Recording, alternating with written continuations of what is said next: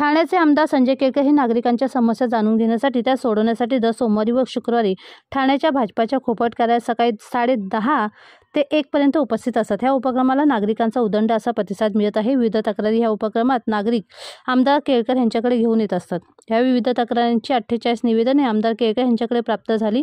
विकास कामे, घरांबाबत केलेली फसवणूक, कंत्राटी कामगार, CCTV विषय, बाधित होणारी दुकाने पुनर्वसन, पाणी विषय, विविध पोलीस स्टेशन अंतर्गत विषय, अतिक्रमणे, अनधिकृत बांधकामे, बदली विषय, ठाणे महानगरपालिका कर्मचारी विषय, शालेय ॲडमिशन विषय, सफाई कामगार विषय अशा विविध विषयातील निवेदने आमदार केळकर यांना देण्यात आली आहे।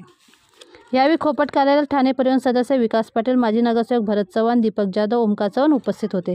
आजच्या जनसंवाद उपक्रमात फसवणूकपासून सामूहिक विविध विषयांच्या तक्रारी माझ्याकडे प्राप्त झाल्या। त्या तक्रारींचे निरसन करणे, त्या पाठपुरावा करण्याकरता यंत्रणा आहे। येणाऱ्या प्रत्येकाचे काम होतेच असे नाही, पण आपण प्रयत्न केले पाहिजे, त्याचे समाधान झालं पाहिजे असे आमदार केळकर यांनी बोलताना सांगितले। आणि शुक्रवार भारतीय जनता पार्टीच्या खोपट येथील कार्यालयामध्ये जनसंवादाचा आम्ही काम करतो।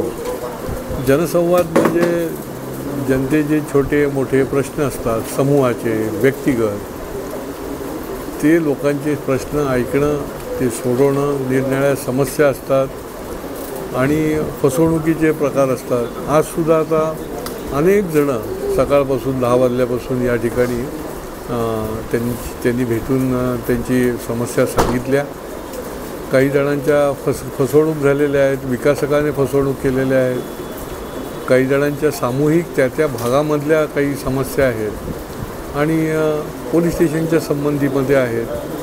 तर या सगळ्याचं निराकरण संबंधितांना फोन करून, पत्र देऊन आणि त्याच्यानंतर पाठपुरावा करण्याचं यंत्रणा आम्ही एक उभी केलेली आहे आणि त्यामुळेच लोकांचं समाधान करणं हे आमचं काम आहे।